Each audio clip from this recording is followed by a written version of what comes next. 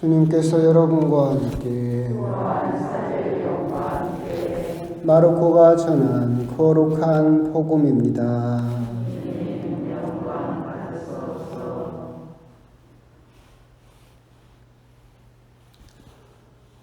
그 무렵 예수님께서 제자들과 많은 군중과 더불어 에리고를 떠나실 때에 티메오의 아들 바르티메오라는 눈먼 거지가 길가에 앉아 있다가 나자렛 사람 예수님이라는 소리를 듣고 다윗의 자손 예수님 저에게 자비를 베풀어 주십시오 하고 외치기 시작하였다. 그래서 많은 이가 그에게 잠자코 있으라고 꾸짖었지만 그는 더욱 큰 소리로 다윗의 자손이시여 저에게 자비를 베풀어 주십시오 하고 외쳤다. 예수님께서 걸음을 멈추시고 그를 불러오너라 하셨다. 사람들이 그를 부르며 용기를 내어 일어나게 예수님께서 당신을 부르시네 하고 말하였다. 그는 겉옷을 벗어 던지고 벌떡 일어나 예수님께 갔다. 예수님께서 내가 너에게 무엇을 해주기를 바라느냐 하고 물으시자 그 눈머니가 스승님 제가 다시 볼 수 있게 해주십시오 하였다. 예수님께서 그에게 가거라 내 믿음이 너를 구원하였다 하고 이르시니 그가 곧 다시 보게 되었다. 그리고 그는 예수님을 따라 길을 나섰다. 주님의 말씀입니다.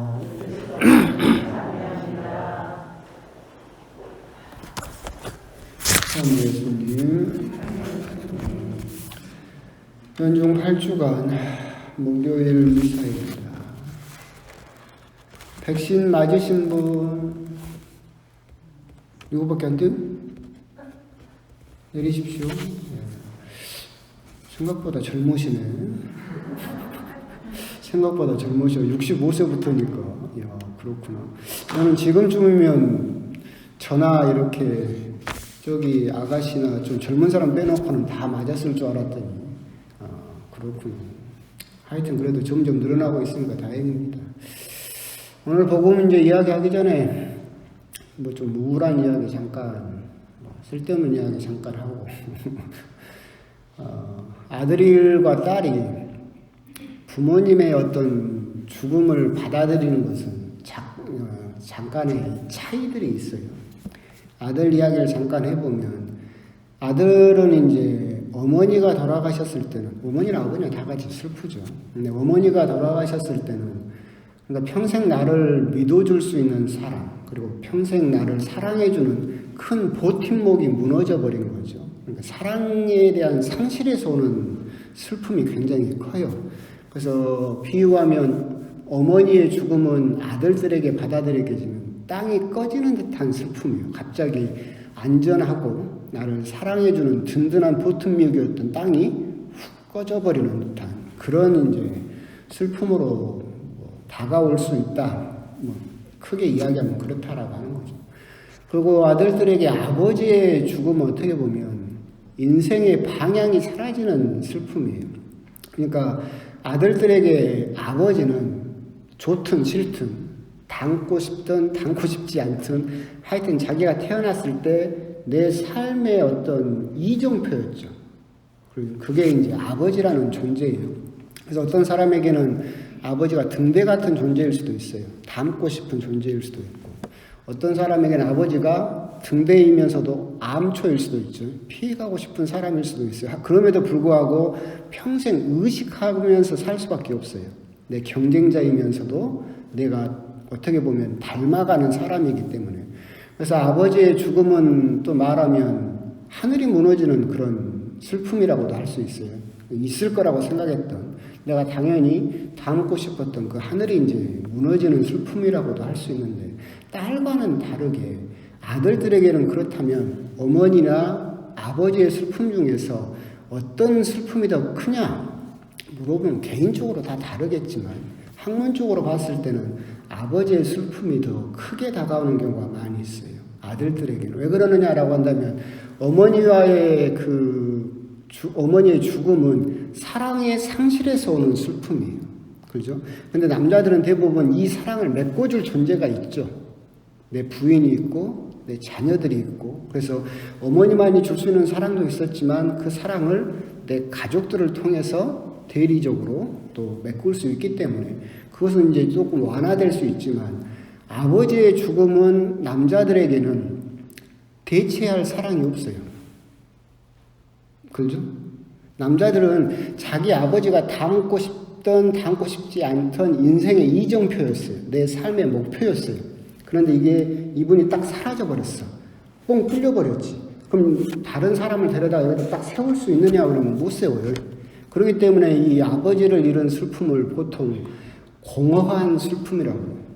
어머니의 상실은 사랑의 상실에서 오는 슬픔이고 아버지의 상실은 뭐라고 말하기 힘든 공허한 슬픔으로 다가온다라고 이야기를 많이 하는데 그렇기 때문에 남자들이 이제 아버지가 돌아가시게 되면 그 슬픔을 정확하게 뭐라고 표현하기가 힘들어요.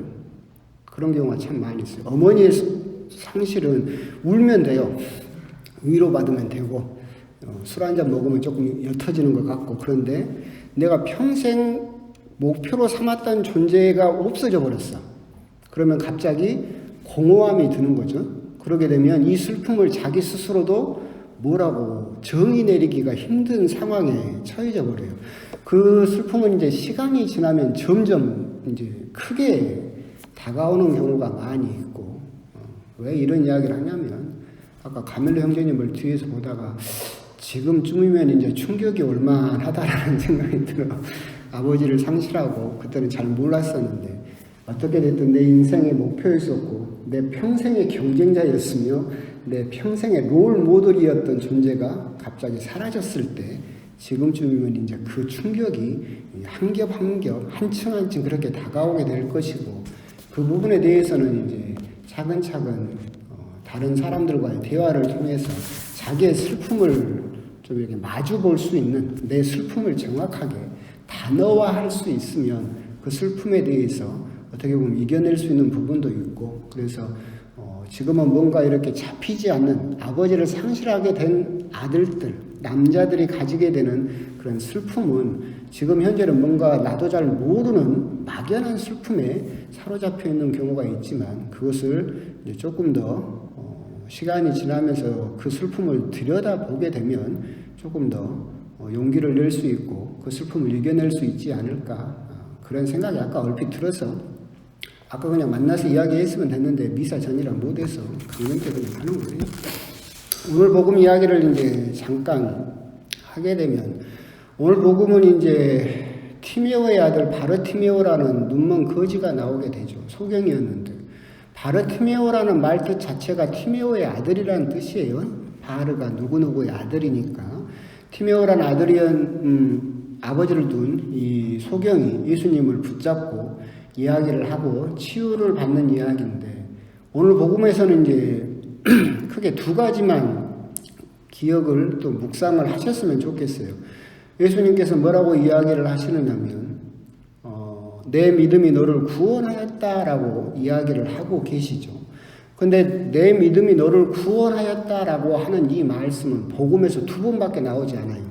첫 번째는 언제 나오느냐면 12해 동안 하혈병을 앓은 부인을 치유하실 때 내 믿음이 너를 구원하였다라고 칭찬을 하시고 또 오늘 바르티메오라는 소경을 치유하시면서 내 믿음이 너를 구원하였다라고 인정을 하고 계시죠.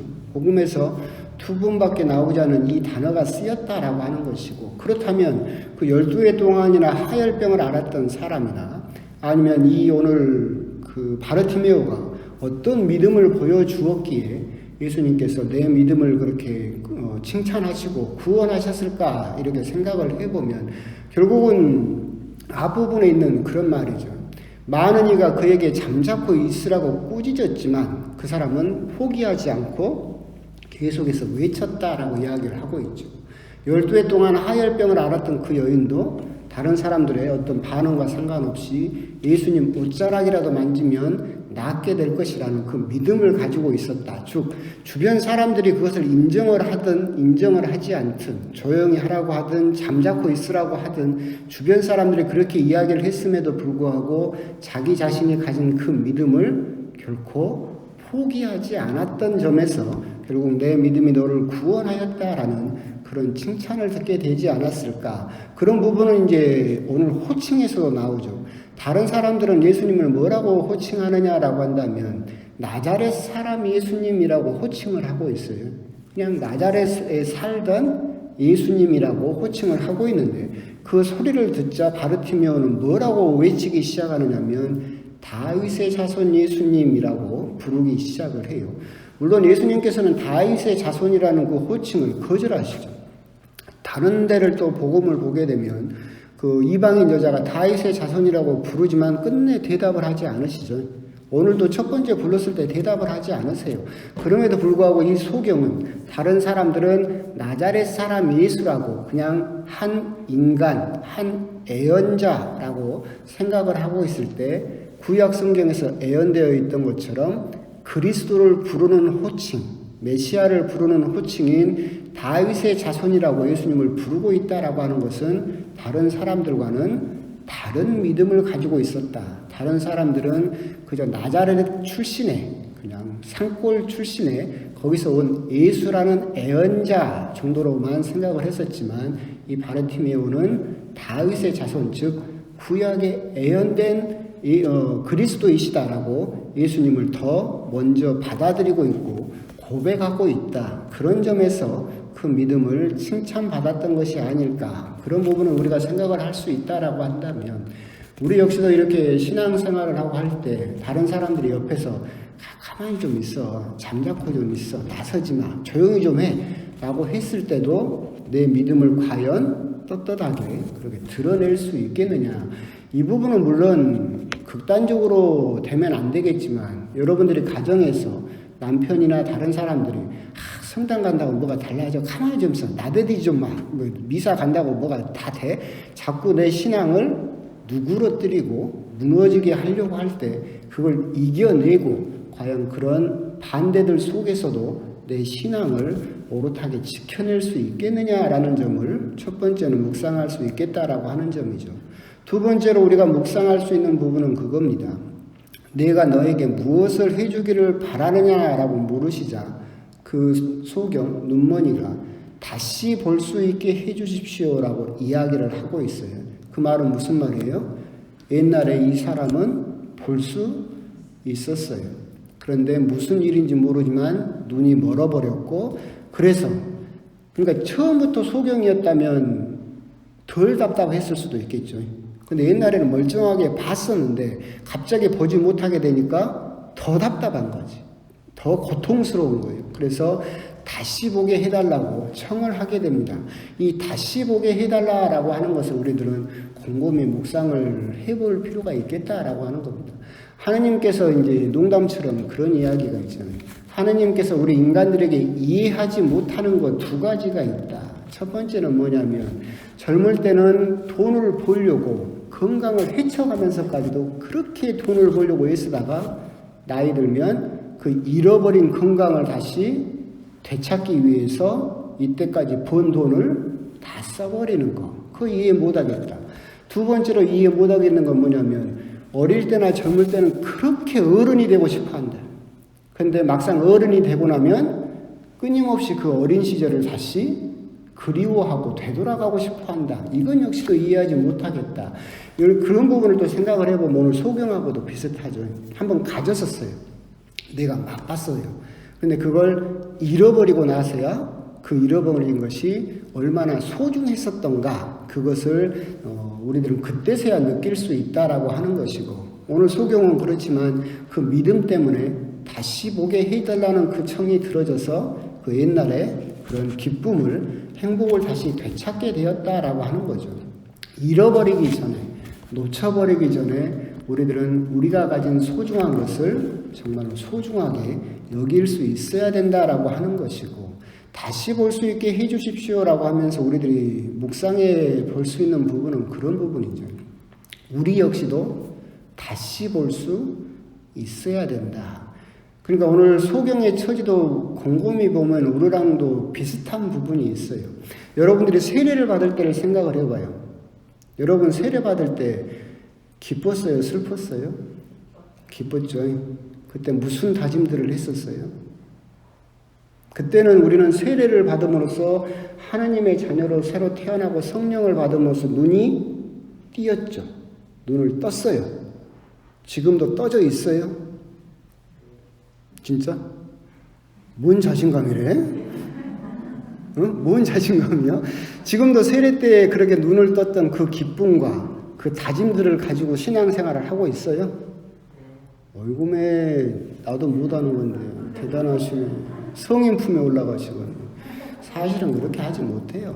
세상사를 살다 보면 어떤 욕심들이라든가 이런 것에 해가지고 때가 점점 끼죠. 그래서 다쳐버리죠. 솔직히 말하면 오늘 복음에서 이 바르티마는 겉옷도 벗어 던져버려서 자기 전 재산도 포기해버려요. 거지가 겉옷을 벗어 던져버렸다는 소리는, 버려버렸다는 소리는 자기 전 재산을 포기한 거죠. 예수님만을 다가갔어요. 그래가지고 예수님에게 청하죠. 다시 볼 수 있게 해달라라고 했는데 솔직히 물어봅시다.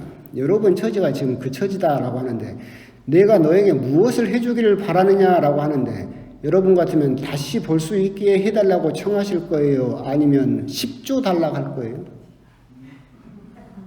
응? 왜 대답을 못해요?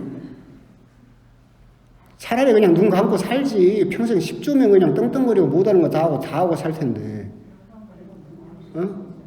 그럼 눈 감는 거 너무 그래요? 그럼 딴 거 해볼까? 그만큼 우리 눈은 이미 감겨 있죠. 거의 세상의 때를 끼고 뭐 하다 보니까. 신부도 똑같아요. 신부도 사제서품을 받을 때의 그 기쁨, 그때 했던 다짐, 내가 이렇게 살아야 되겠다. 처음 그 사제서품을 받으면서 눈을 떴던 그 순간, 첫 마음. 우리 수녀님들도 계시는데 수녀님들은 서품 서원하실 때 그 마음 가지고 사세요? 우리 수녀님들은 겸손하시니까 아니라고 하잖아요. 뭔 빗장인가 모르겠어. 그렇게 못해요. 하다 보면 다시 우리 눈은 다시 감겨버리지. 그럴 때 우리들은 예수님에게 다시 청해야 돼요. 뭐라고? 다시 볼 수 있게 해주십시오. 다시.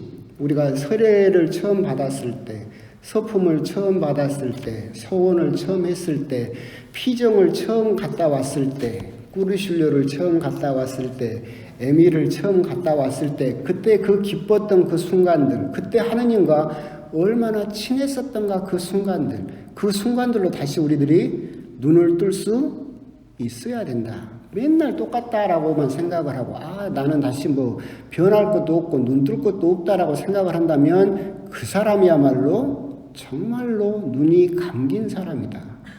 누가 하나님 앞에서 감히 자기가 눈을 뻔히 뜨고 영적인 눈을 가지고 오롯하게 하느님을 볼 수 있다라고 말할 수 있는 사람이 얼마나 있겠느냐. 다시 볼 수 있게 해달라고 우리들은 매일같이, 그러잖아요. 오늘도 내일도 새롭게 예수님을 다시 볼 수 있게 해달라고 그렇게 청해야 되는 그런 신자다, 하느님의 자녀다라고 하는 것을 묵상을 한번 해보셨으면 좋겠다. 그래서 우리가 정말로 눈이 감겨버린지도 모르고 내가 무엇을 잃어버렸는지도 모르고 어떤 것을 놓쳐버렸는지도 모르고 그렇게 하느님 앞에 서게 된다면 얼마나 그게 억울한 일인가. 정말로 내가 그런 세상의 욕심이라든가 다른 것들에 눈이 감겨서 제대로 지금 뜨고 있지 못하다라고 한다면 우리들 매일 다시 한번 하느님께 기도를 하면서 다시 보게 해주십시오. 다시 눈을 뜨고 당신을 다시 새롭게 볼 수 있게 해주십시오라고 청할 수 있어야 되지 않을까. 오늘 복음은 소경을 치유하신 이야기이긴 하지만 두 가지 정도만 묵상을 하시면 좋겠다라고 하는 거죠. 첫 번째는 내 믿음이 너를 구원하였다. 주변 사람들의 그런 반대에도 불구하고 무시와 그런 주변 사람들의 압박 속에서도 과연 나는 내 믿음을 온전히 지켜낼 수 있겠느냐. 그리고 소경이 원했던 것처럼 하느님 앞에서 다시 새롭게 눈을 뜨고 내가 잊어버렸던, 그래서 지금은 당연하게 여기고 있는 그 첫 마음, 처음 품었던 그 신선했던 하느님 앞에 처음으로 바쳤던 그 향기로운 제사를 지금 다시 바칠 수 있겠느냐, 그런 점에서 우리 역시도 다시 볼 수 있게 해달라고 청하는 그런 또 오늘 하루가 되셨으면 좋겠습니다. 아멘.